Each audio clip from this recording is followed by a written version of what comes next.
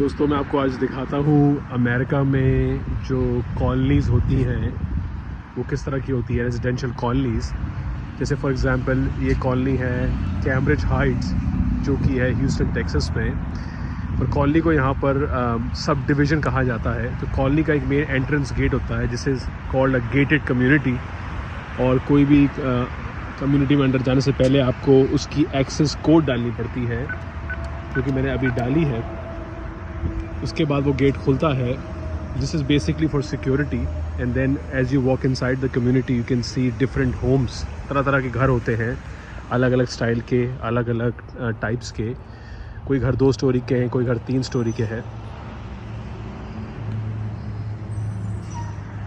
अब मैं आपको लेके चलता हूँ इस घर की इंटरनल स्ट्रीट्स पे।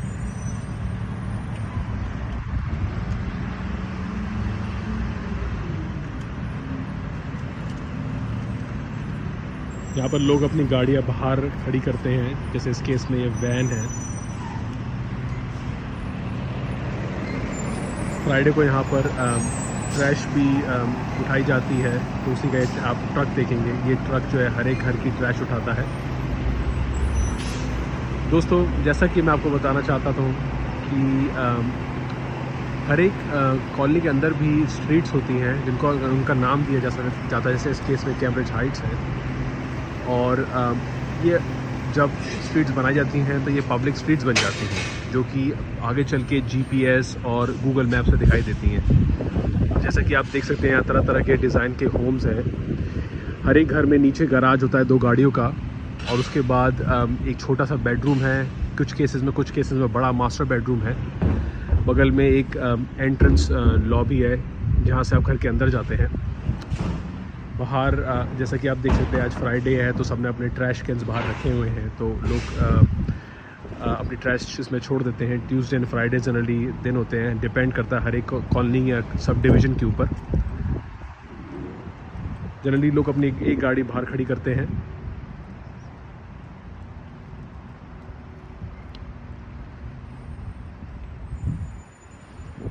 अगेन आप देख रहे हैं कि बहुत ही साफ़ रखा जाता है सड़क को, और एरियाज़ को बहुत ही क्लीन रखा जाता है। कुछ यार्ड्स में लोग अपने डॉग्स को छोड़ देते हैं, जैसा कि आप सुन सकते हैं। फिर एक वॉकिंग ट्रेल बनाई जाती है जिसमें शाम के समय आप वॉक कर सकते हैं। You can take your dog out for a walk, और you can go for a walk. Hello doggy, say हाय।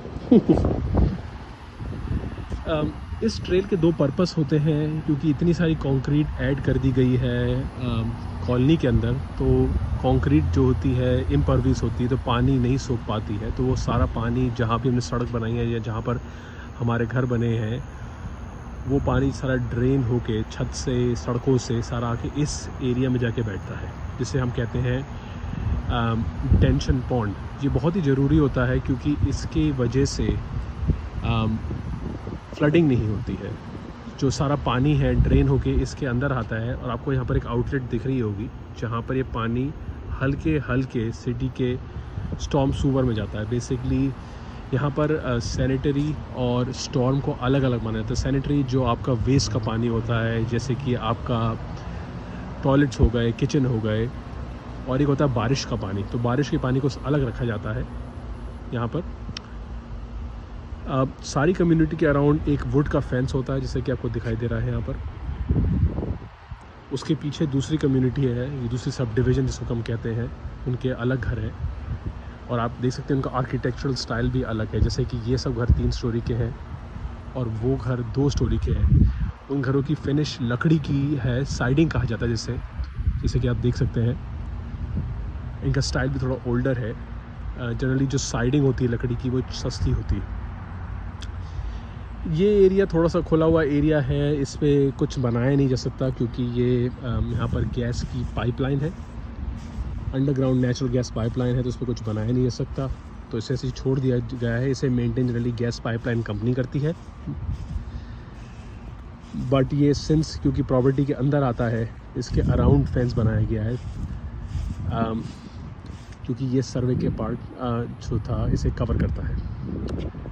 मैं आशा करता हूँ कि दोस्तों आपको ये कम्युनिटी पसंद आई होगी। बहुत छोटी सी कम्युनिटी है, करीब इसमें 70 घर है और तरह तरह की कम्युनिटी में तरह तरह के लोग रहते हैं। कुछ लोग एशियंस हैं, चाइना से, ताइवान से, कुछ इंडियंस हैं, कुछ अरब्स हैं, कुछ लोकल अमेरिकन लोग हैं, कुछ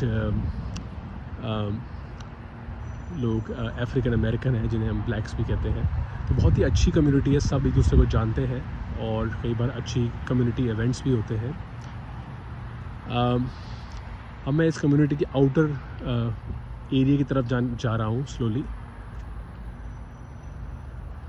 अगेन बहुत ही साफ़ रखते हैं, बहुत ही क्लीन रखा जाता है। इसकी पूरी प्रॉपर्टी की मेंटेनेंस फ़ी होती है जो आपको HOA कहा जाता है, जैसे होम ओनर एसोसिएशन कहा जाता है। उसमें आपको पेमेंट करनी पड़ती है पर मंथ, जो कि इस केस में इस कम्युनिटी की करीब $1800 पर ईयर है,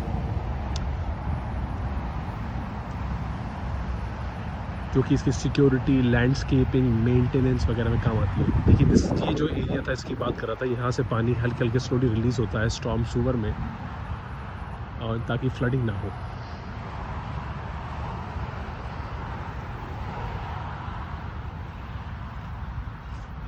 अगेन एक और व्यू, मैं आशा करता हूँ आपको ये पसंद आया होगा। Feel free to drop a comment और ask me any questions. Thank you very much.